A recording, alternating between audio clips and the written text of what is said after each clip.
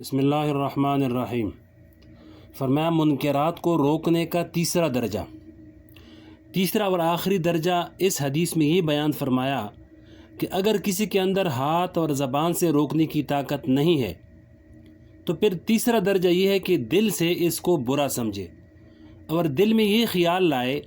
کہ یہ کام اچھا نہیں کر رہا ہے۔ البتہ ایک سوال پیدا ہوتا ہے کہ جب زبان سے کہنے کی بھی طاقت نہ ہو، اس وقت یہ تیسرا درجہ آتا ہے، لیکن زبان سے کہنے کی طاقت تو ہر وقت انسان کے اندر موجود ہوتی ہے۔ پھر زبان سے کہنے کی طاقت نہ ہونے کا کیا مطلب ہے؟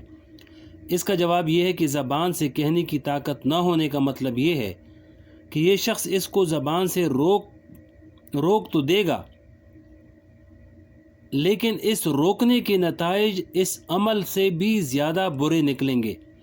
ایسی صورت میں بعض اوقات خاموش رہنا بہتر ہوتا ہے۔ مثلا ایک شخص سنت کے خلاف کوئی کام کر رہا ہے، آپ کو اس بات کا یقین ہے کہ اگر میں اس کو روکوں گا تو یہ شخص بات ماننے کے بجائے الٹا اس سنت کا مذاق اڑانا شروع کر دے گا۔ اب اگرچہ آپ کے اندر یہ طاقت ہے کہ آپ اس سے کہہ دیں کہ یہ عمل سنت کے خلاف ہے، ایسا مت کرو بلکہ سنت کے مطابق کرو، لیکن آپ کے کہنے کا نتیجہ یہ ہوگا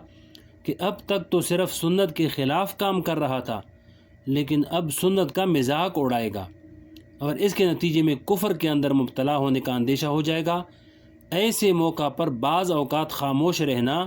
اور کچھ نہ کہنا زیادہ مناسب ہوتا ہے، اور اس وقت میں صرف دل سے برا سمجھنا ہی مناسب ہوتا ہے۔ فرمایا کہ برائی کو دل سے بدلنے کا مقصد، اگر اس حدیث کا صحیح ترجمہ کیا جائے تو یہ ترجمہ ہوگا کہ اگر کسی شخص کے اندر کسی برائی کو زبان سے بدلنے کی طاقت نہیں ہے تو اس کو اپنے دل سے بدل دے۔ یہ نہیں فرمایا کہ دل سے برا سمجھے، بلکہ دل سے بدلنے کا حکم دیا۔ اب سوال یہ پیدا ہوتا ہے کہ دل سے بدلنے کا کیا مطلب ہے؟ علماء کرام نے اس کا مطلب یہ بیان فرمایا کہ اگر کوئی شخص طاقت نہ ہونے کی وجہ سے ہاتھ استعمال نہ کر سکا، نہ ہی زبان استعمال کر سکا، تو اب اس کے دل میں اس برائی کے خلاف اتنی نفرت ہو اور اس کے دل میں اتنی گھٹن ہو کہ اس کے چہرے پر ناگواری کا اثر آ جائے اور اس کی پیشانی پر بل پڑ جائے، اور آدمی موقع کی تلاش میں رہے کہ کب موقع آئے تو پھر اس کو زبان اور ہاتھ سے اس کو بدل دوں۔ جب انسان کے دل میں کسی چیز کی برائی دل میں بیٹھ جاتی ہے اور دل میں یہ جذبہ اور داعیہ پیدا ہوتا ہے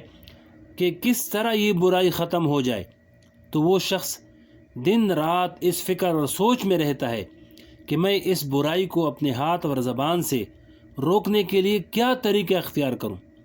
مثلا ایک شخص کی اولاد خراب ہو گئی، اب اگر باپ جبر و تشدد کرتا ہے اور ہاتھ استعمال کرتا ہے تو اس کا فائدہ نہیں ہوتا، اگر زبان سے سمجھاتا ہے تو اس کا اثر بھی نہیں ظاہر نہیں ہوتا۔ ایسا شخص دل کے اندر کتنا بے چین ہوگا، اس کی راتوں کی نیندیں حرام ہو جائیں گی کہ میں کس طرح اس کو بری عادت سے نکال دوں۔ یہ بے چینی اور بے تابی انسان کو خود راستہ سمجھا دیتی ہے کہ کس موقع پر کس طرح بات کہوں اور کس طرح اس کے دل میں اپنی بات اتار دوں۔ اس کے نتیجے میں ایک نہ ایک دن اس کی بات کا اثر ہوگا۔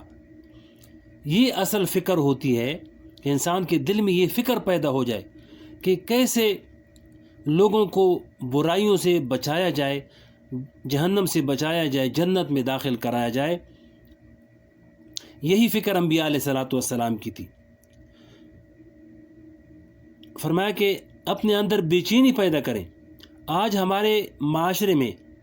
جتنے منکرات، برائیاں اور گناہ برسر عام ہو رہے ہیں،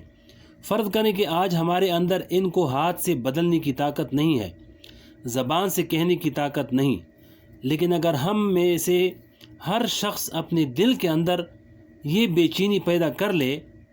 کہ معاشرے کے اندر یہ کیا ہو رہا ہے، ان برائیوں کو کس طرح روکنا چاہیے،